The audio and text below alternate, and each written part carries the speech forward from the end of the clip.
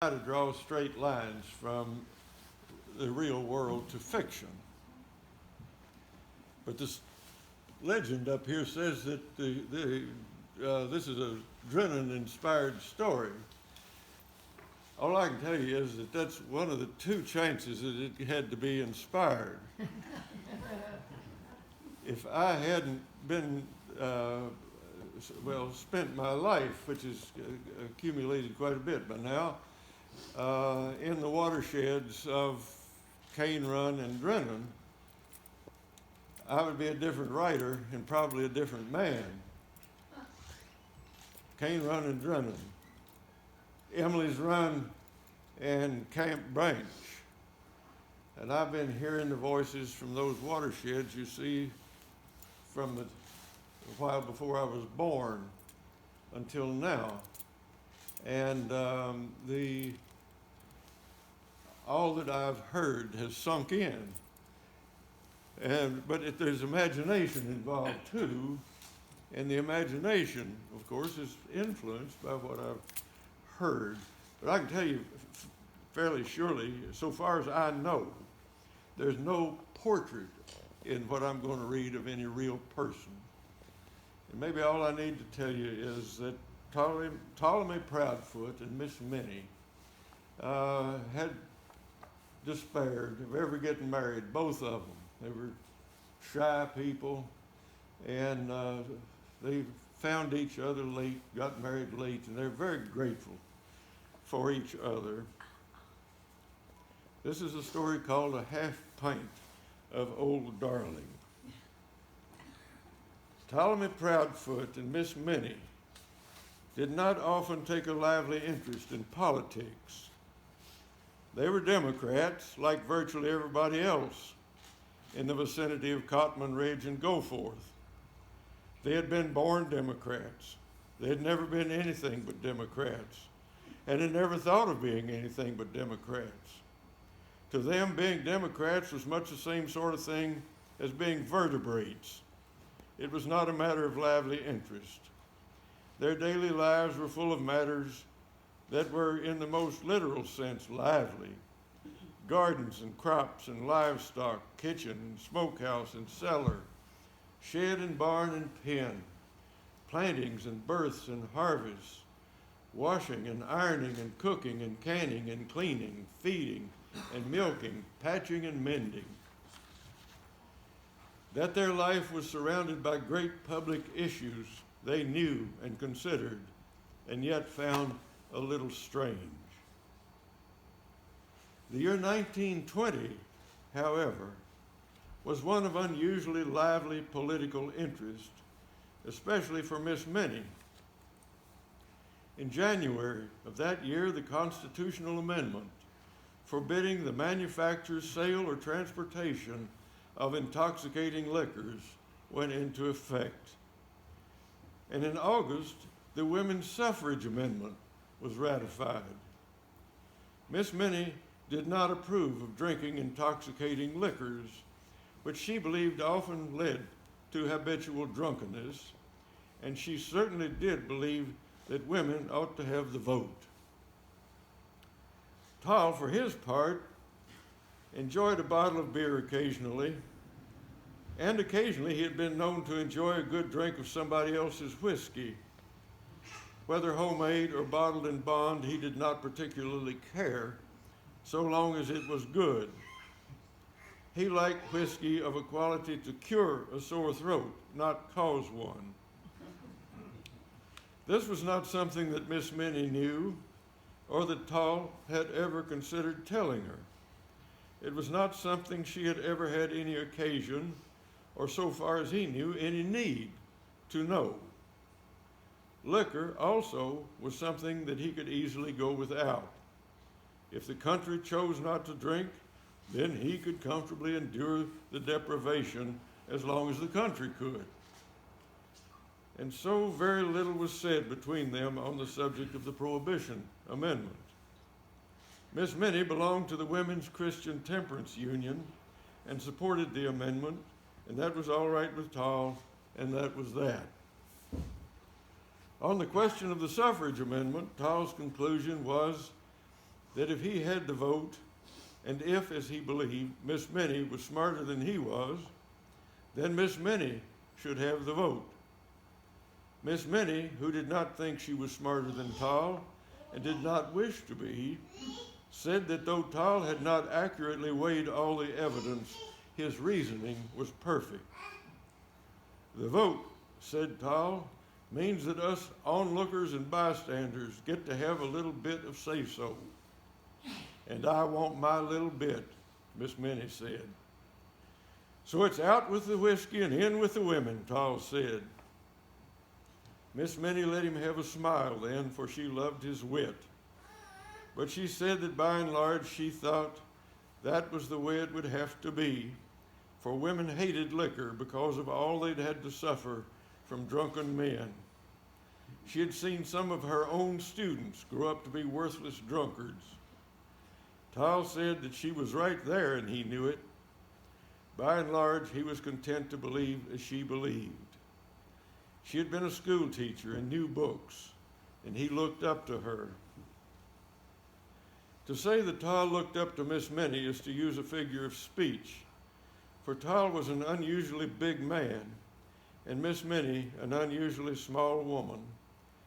And so at the moment when he was in spirit looking up to her, he was in the flesh beaming down upon her from beneath a swatch of hair that projected above his brows like a porch roof. It was still dark on a morning in early November. Tal had done his chores while Miss Minnie fixed breakfast. They had eaten, and having completed their conversation, had stood up from the table. Tal's hair, which he had wetted and combed when he washed his face, had reverted to its habit of sticking out this way and that. This condition had been aggravated by Tal's habit of scratching under his cap from time to time without taking it off. To an impartial observer, Tal might have looked a little funny, as though he had put a pile of jackstraws on his head. Miss Minnie, however, was not an impartial observer. To her, he looked comfortable. To her, he was shelter and warmth. When he smiled down at her that way, it was to her as though the sun itself had looked kindly at her through the foliage of a tall tree. It was a Saturday morning. That day they were going to make one of their twice or thrice yearly trips to Hargrave, the county seat, 10 miles down the river from Port William, nearly 14 miles from their house. They had lists of things they needed to do or buy that they could not do or buy at the store at Goforth or at Port William. And each of them had a secret little bit of Christmas shopping to do. Tal said he had a few odds and ends to do at the barn before he harnessed Redbird. And Miss Minnie said that would be fine, for she had to finish up in the house and ought to be ready by the time he would be. Tal said, well, he thought they needn't be in a big hurry, for it was a little nippy out, and maybe they should give it a chance to warm up. And Miss Minnie said, yes, that was fine. And so in the slowly strengthening gray November daylight, Tal set things to rights around the barn, the way he liked to do on Saturday, and brought Redbird out of his stall and curried and brushed and harnessed him, and left him hitched in the driveway of the barn. Tal pulled the buggy out of its shed then and went back to the house. He shaved at the washstand by the kitchen door and put on the fresh clothes that Miss Minnie had laid out for him. Miss Minnie had the gift of neatness. Her house was neat, and she was neat herself. Even in her everyday dresses, she always looked as if she were expecting company. This, in addition to her fineness of mind and character, made her, Tal thought, a person of quality. Tal loved the word quality, much as he loved the words of horse anatomy, such as pastern, stifle, and hock. He liked it when a buyer said to him of his crop or a load of lambs or steers, well, Mr. Proudfoot, I see you've come with quality again this year. And when he thought about what a fine woman Miss Minnie was, with her neat ways and her book learning and her correct grammar. He enjoyed saying to himself, "She's got quality." Tall was like Miss Minnie in his love of neatness, and his farm was neatly kept. His barn was as neat in its way as Miss Minnie's house. But Tall was not a neat person. He was both too big, I assume, and too forgetful of himself to look neat in his clothes. The only time Tall's clothes looked good was before he put them on. In putting them on, he forgot them and began, without the slightest malice toward them, to subject them to various forms of abuse. When he had got them on that morning, Miss Minnie came in and went over them, straightening his shirt front, buttoning his cuffs, tucking in his pocket handkerchief in the end of his belt. She pecked over his clothes with concentrated haste, like a banty hen pecking over a barn floor, as if Tall were not occupying them at all. Tall, meanwhile, ignoring her as he transferred his pocket stuff from his discarded pants and put on his cap and coat. "Now you look all nice," she said. And Tall said, "You look mighty nice too, little lady." That was his endearment, and she gave him a pat. The sun had come up behind the clouds, and from the looks of the sky it would be cloudy all day. The sun had come up behind the clouds. "Is it going to rain?" Miss Minnie said. "I doubt it," Tall said. "May snow long about evening, from the looks of things and the feel of that wind." They went together to where the buggy stood. Tall brought Redbird from the barn and put him between the shafts. Shafts, I said. Here we said shaves. You remember? Shaves. Put him between the shaves.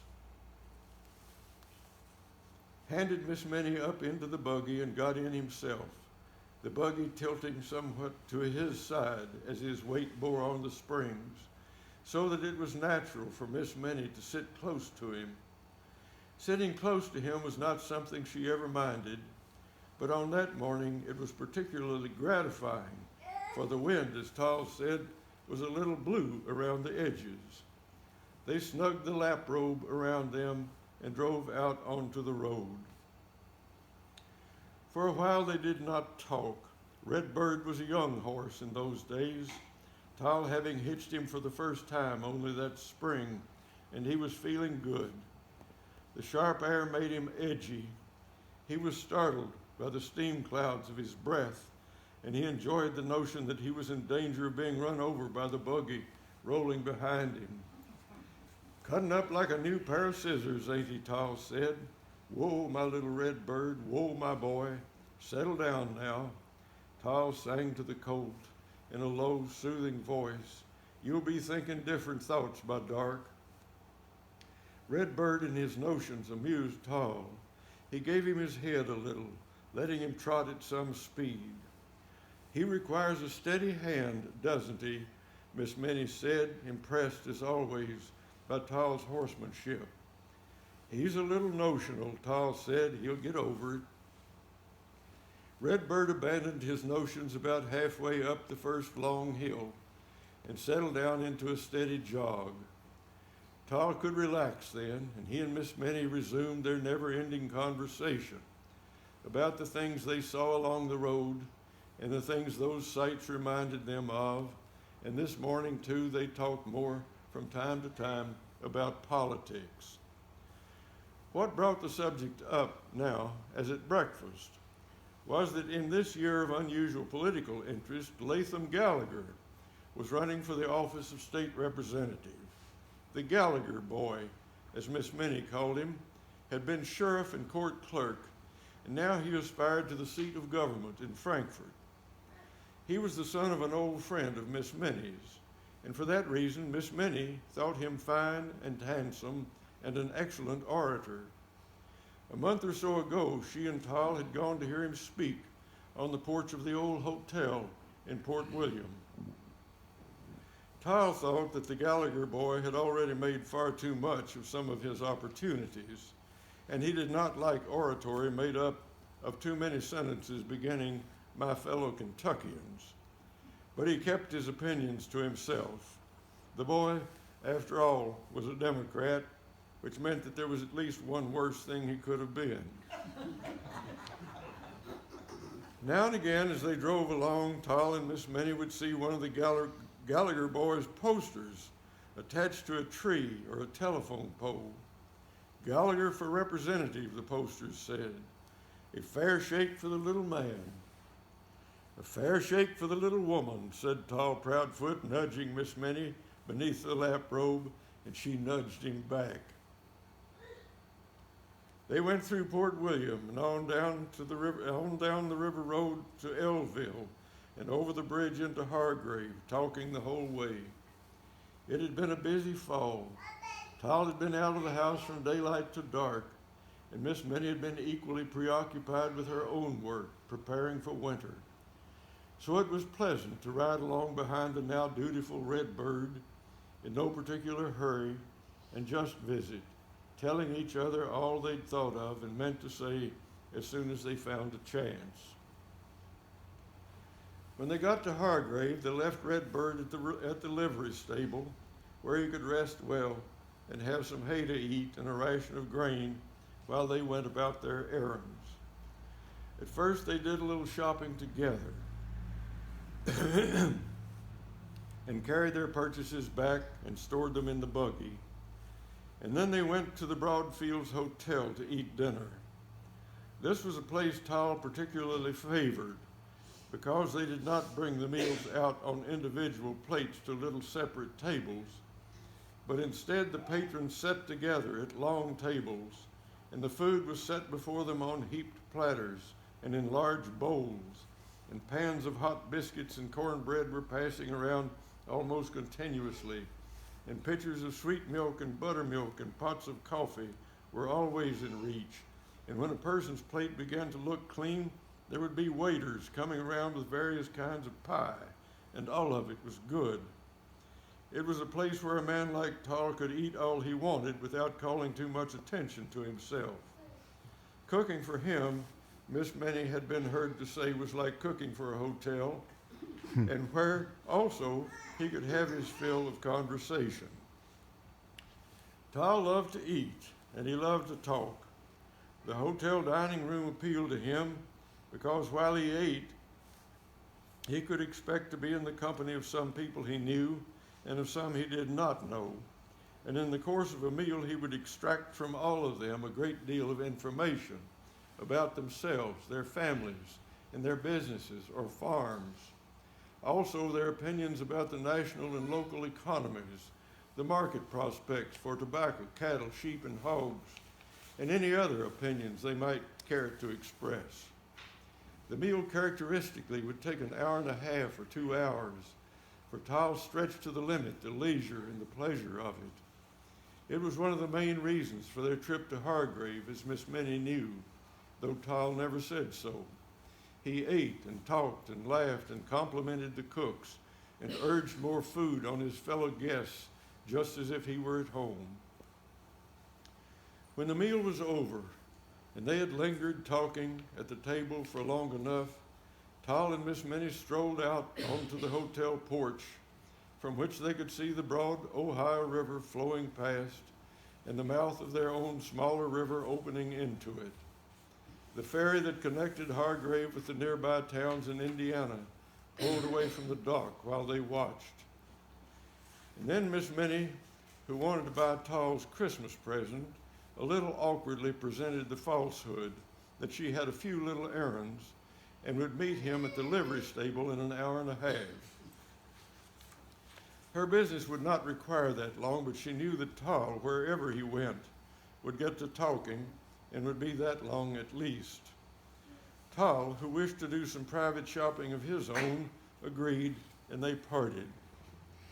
Tal first returned to a dry goods store that he and Miss Minnie had visited together that morning. He had heard her say to a clerk of a certain bolt of cloth, intending perhaps that he should overhear, "Now that's pretty." He bought her enough of the cloth to make a dress. And then, because it took so little cloth to make a dress for Miss Minnie, he went to another store and bought her a pretty comb that caught his eye, and also, what he had never done before, a bottle of perfume, which lasted for years and years because, as Miss Minnie said, it smelled so wonderful that she used it seldom and only the teeniest bit at a time. He stuck these things into various pockets to be smuggled home, talked to the clerk until another customer came in, and went back out to the street.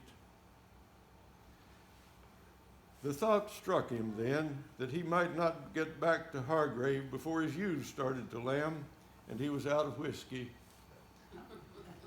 Tall always liked to keep a little whiskey on hand during lambing. Some sheepmen would say that if you had a weak lamb and a bottle of whiskey, it paid better to knock the lamb in the head and drink the whiskey yourself. But Tall believed that a drop or two on a bitter night would sometimes encourage a little heart to continue beating, as despite his religion and Miss Minnie, he believed it had sometimes encouraged bigger ones to do. And so, without giving the matter much thought, he went to the drugstore where he was used to buying the occasional half pint that he needed. And then as he entered the store, he thought, prohibition. And then he thought, well, no harm in trying. So he went up to the druggist whom he knew, who was leaning against a wall of shelves behind the counter at the back. I don't reckon you could let me have half a pint of whiskey, Tall said to him in a low voice. Medicinal? The druggist asked. Medicinal, Tall said, nodding. The druggist handed him a half-pint bottle, and Tall stuck it into his pocket and paid. It was a local brand known as Old Darling, a leftover, Tall supposed. The druggist, also a conversationalist, said, somebody a little under the weather? No, Tall said, lambs. I like to have a little on hand when I'm lambing. There followed an exchange of some length in which Tall and the druggist told each other a number of things that both of them already knew. When he was back at the livery stable, hitching Redbird to the buggy, Tall remembered the bottle and tossed it onto the floor of the buggy box under the seat, thinking not much about it one way or another. Redbird, well rested and fed and now going in his favorite direction, required a good bit of attention at first. They were across the bridge and well out into the country again before he settled down. When he settled down, Tall settled down too, and so did Miss Minnie. The interests and pleasures of the town were all behind them. The trip had fulfilled its purposes, and now they had ahead of them only the long drive home and their evening chores, which would seem a little strange after their day in town. Tall drove with his eye on Redbird in the road ahead, humming to himself in a grunty, tuneless way that meant, Miss Minnie knew, that he had gone way off among his thoughts and no longer knew she was there. Mr. Proudfoot, she had actually said to him once, when you are thinking, you might as well be asleep. That made him laugh, for he enjoyed a good joke on himself, but it was true. Sometimes in his thoughts he departed from where he was. Tall and Miss Minnie had been married for 12 years. In that time they had found how secret their lives had been before. They had made many small discoveries that were sometimes exciting, sometimes not. One of the best had been Tall's discovery that Miss Minnie could whistle. Though he had known a whistling woman or two in his time, he had always known also the proverb, holding that these will come to no good end, a whistling woman and a crowing hen. And he assumed that Miss Minnie, who had quality, would be the last woman on earth to whistle. Imagine his surprise then, not long after they were married, when he was going by the house one morning and overheard Miss Minnie rattling the breakfast dishes and whistling Old Joe Clark as prettily and effortlessly as a songbird. That night, after supper, when they were sitting together by the fire, he said to her, "Go ahead, whistle. I know you can do it. I heard you." So she whistled for him, soldier's joy this time. It was a secret revelation. It made them so gleeful she could hardly control her pucker. And now I'm going to tell about the more famous revelation by which Miss Minnie learned of Toll's method of reviving a sick lamb. Toll had been humming and thinking only a little while when Miss Minnie needed to blow her nose. Her handkerchief was in her purse, which she had set behind her heels, under the seat of the buggy. She fished under the lap robe with her hand to bring it up, and so encountered the cold, hard shape of Toll's half-pint bottle of Old Darling. It was a shape that, as an avid student of the problem of drunkenness, she knew very well. Thereupon a suspicion flew into her mind. As sudden and dark as a bat, this suspicion was, and is hard to ignore in such close quarters. She felt the bottle again to make sure, and then stealthily drew it up to the light on the side opposite Toll and looked at it. At the sight of it, she could have wept and cried out with anger and with bitter, bitter disappointment. The label carried the seductive name of Old Darling, and it declared shamelessly that the bottle contained whiskey 90 proof. That the amber liquid inside the bottle was actually rather beautiful to the eye did not surprise her, for she knew that the devil made sin attractive. She almost flung the bottle into the roadside weeds right there and then, but two thoughts prevented her. First, she imagined that if the bottle did not hit a rock and break, then some innocent boy or young man might come along and find it and be tempted to drink the whiskey, and that would not do. Second, and perhaps this thought was not even second, for her mind was working fast, she remembered that whiskey was an expensive product. When she thought it would be a shame to waste it, she meant, of course, the money that Toll had spent for the whiskey, not the whiskey itself. But she did think it would be a shame to waste it. And the thought put her in a quandary. For if she did not want to throw the whiskey away, neither did she want to put it back under the seat, to be carried home and drunk by her wayward husband, from the mystery of whose being this bottle had emerged. And now Miss Minnie's mind revolved in a curious metamorphosis from the great virtue of thriftiness to the much smaller virtue of romantic self-sacrifice. Her anger and disappointment at Toll, as she had discovered him to be, only increased her love for him as she had thought him to be, and as he might in fact become if only she could save him from his addiction to the evil drug that she at that moment held in her hand. For such a man as he might be, she felt she would do anything. She had read much of loyalties given and sacrifices made by the wives of drinking men.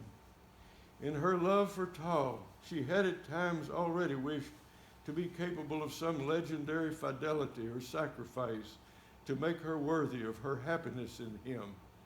And by how much now was this wish magnified by her thought of Toll, fallen and redeemed.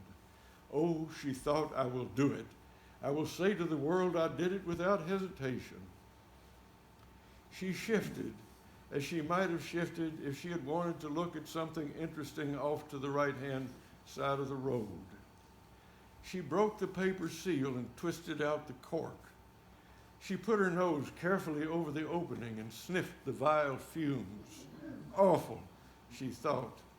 And the thought of its awfulness made her sacrifice more pleasing to her. She tilted the bottle and drew forth bravely half a mouthful and swallowed it. It was fire itself in her throat. If she had looked quickly enough, she thought she would have seen a short orange flame protruding from her nose. Though she sternly suppressed the impulse to cough, there was no refusing the tears that filled her eyes. But then, as the fiery swallow descended into her stomach, a most pleasing warmth, a warmth at once calming and invigorating, began to radiate from it. For a few minutes she bestowed upon this warmth the meditation that it seemed to require. And then she tried another swallow, a more wholehearted one. The effect this time was less harsh because less surprising, and the radiance even warmer and more reassuring than before. She felt strangely ennobled by the third, as if the rewards of her sacrifice were already accruing to her. The radiance within her had begun to gleam also in a sort of nimbus around her. If the devil made sin attractive, then she would have to admit that he had done a splendid job with old darling. She sat half turned away from Tal and leaning back so that she sat also a little behind him. He was still departed in his thoughts, no more aware of what she was doing than were the occupants of the occasional buggies and wagons they met. Miss Minnie sipped from time to time as they drove along, finding her sacrifice not nearly so difficult as she had expected. In fact, she was amazed at how quickly she was getting rid of the repulsive contents of the bottle. It occurred to her that perhaps she should drink more slowly, for soon there would be none left. Suddenly she experienced emotion that recalled her to her school days when she had swung in swings and ridden on seesaws. But the likeness was only approximate, for Redbird, the buggy, the road, and indeed the whole landscape had just executed a motion not quite like any she had ever known. "Whew," said Miss Minnie. Tal had been humming along, figuring and refiguring how much he might get for his crop in view of the various speculations and surmises he had heard in town. When Miss Minnie said "whew," it was news to him. "What?" he said. "Do that again," she said. "Oh, whew." He said, "What?" "Oh, darling," she said. "Whew." "Ma'am," Tal Proudfoot said. And then he saw the bottle in her hand. For a moment, he thought he was going to laugh, and then he thought he wasn't. "Oh, Lordy," he said. "Oh, Lordy, Lord. Oh, Lord." Now, as they went around the curve in the road, they met another couple in a buggy. Miss Minnie leaned forward and called out to them momentously the name of Gallagher. "A vote for Gallagher," she cried, "is a vote for the little man." Come up, Redbird," said Tal Proudfoot. But as luck would have it, speeding up only brought them more quickly face to face with the next buggy coming down the road. "Gallagher," cried Miss Minnie, "a fair shake for the little man is a fair shake for the little woman." "Miss Minnie," Tal said, "I believe you've had about all you need of that."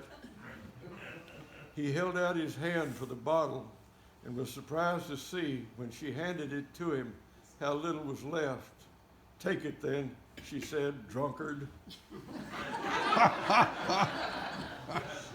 "Drunkard," he said, and then put out his hand again to steady her, for she was attempting to stand up the better to point her finger at him.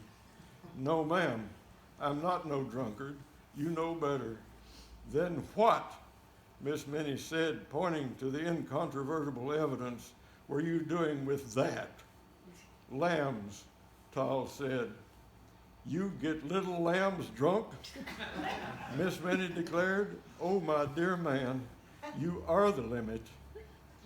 "For when they're born on the cold nights," Tal said, "sometimes it'll help the weak ones live." "Ha," said Miss Minnie. Tal said no more.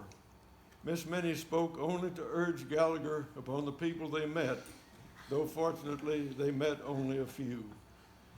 By the time they went through Port William, she had ceased to call out, but she was saying, in a rather loud voice and to nobody in particular, that though she was not sure she was sure the Gallagher boy had never taken a drink in his life, and though she was not sure, she was sure that he at least understood that now that women had the vote, there would be no more liquor drinking in the land of the free and the home of the brave.